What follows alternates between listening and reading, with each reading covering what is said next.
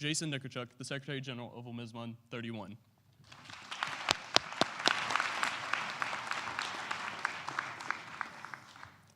I think it's pretty obvious that we are not a math club at the front of the room up here.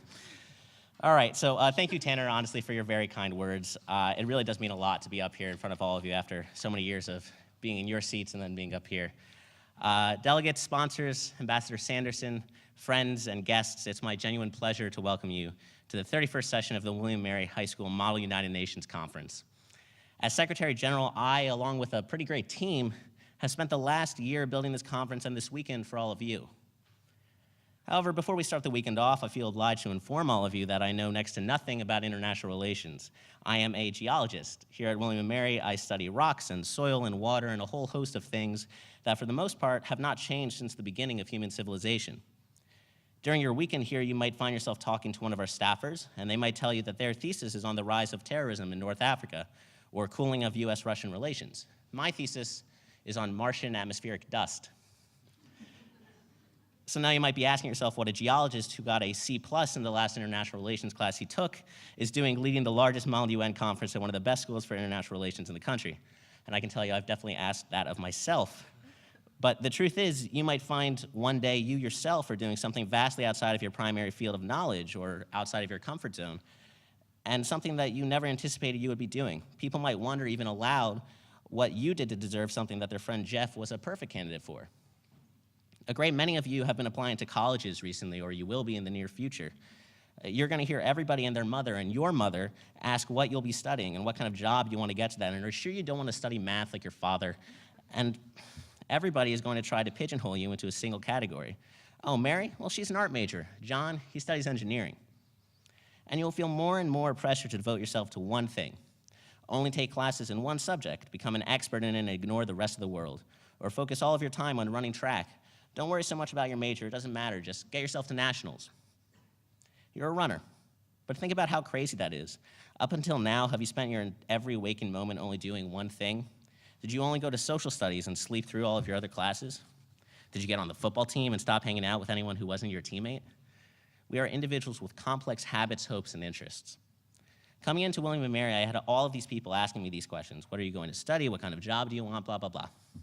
Truthfully, I had no idea what I wanted to study, not because I was a slacker who hadn't planned my life out since 5th grade like the rest of my friends, but because I genuinely liked everything. I thought biology and physics were so exciting because I got to discover how the universe around me worked. I looked forward to English class every day because I couldn't wait to talk about To Kill a Mockingbird and how it had really made me think about myself and my morals for the first time.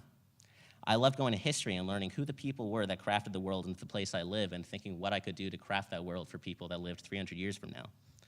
Honestly, I didn't know what to major in because I didn't want to pick one thing and forsake all the others. I wanted to be pretty good at all the things instead of really good at one. I'm sure you're sitting there thinking like, gosh, Jason, why didn't you just major in being a nerd, huh? And honestly, I would have if it was an option, but after a lot of thought about all the possible subjects and majors, I ended up deciding as I left high school that I wanted to study international relations because of how much I loved Model UN. I had done it for all 4 years of school, and I'd gone to every conference I could, and I really had a blast. If I could do that, I could study IR for the rest of my life and be moderately happy, right? So I came to William & Mary, and I immediately joined this lovely international relations club and started having a blast traveling and getting to host lots of Model UN conferences, and I made some of my best friends. But the classes were a different story. I realized that the things I liked most about Model UN, which is the debating and the arguing and the pretending to be someone you weren't, really didn't apply so much to the classes, which were all about policy and economics and things I didn't really enjoy. I didn't really like it, and it didn't really like me. I got a lot of C's and B minuses my first year. And eventually I went looking and I found geology where I felt a lot better about the subject matter, I felt a lot better about doing busy work, and I just could see myself leading a life. But all through the last 3 years of studying rocks and soil, I've still been a member of the IR Club. I've still traveled to conferences, been a part of WMHSMUN every year, and maintained all the friendships I made as a freshman. Sure, I ended up in the end studying primarily one thing, and it turns out I couldn't actually be a major as a nerd, but I maintained hobbies and passions that define me just as much as what I study. You'll be entering a new chapter of your lives very soon, and one which certainly does a lot to define your future. But don't forget that no matter how many times people ask what your major is and what your job will be, you never have to be and never will be just one thing. You'll be a movie-loving accountant or a marketing consultant who flies planes on the weekends, or a weatherman who stars in the local production of A Christmas Carol. You'll be 100 things regardless of how anyone else might try to define you. So as you start your college careers, realize that you don't have to give up the things you love. Take it from a geologist and a secretary general. Strive to be happy and everything else will follow. Thank you.